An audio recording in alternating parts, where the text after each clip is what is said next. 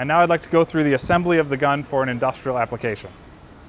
So first you can just remove that protective foam from the needle, and then grab your whip hose assembly and remove the retention pin.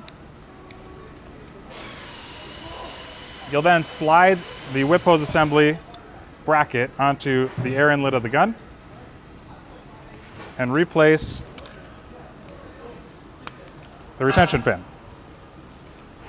Once that's in place, grab the nozzle with the appropriate tip size for your application, and you'll slide that over the needle firmly. It helps to keep that trigger pulled as you do this, and then rotate the locking collar all the way around until it hits a stop.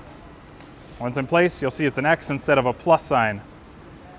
Then to attach your fluid connection, you'll need to, while sliding up on the connection, you'll need to give it a quarter turn rotation to lock that in place.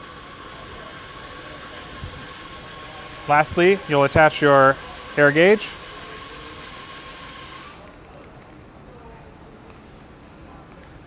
And at this time, we ask that you just use one wrench to tighten that top swivel and ensure that that's secure.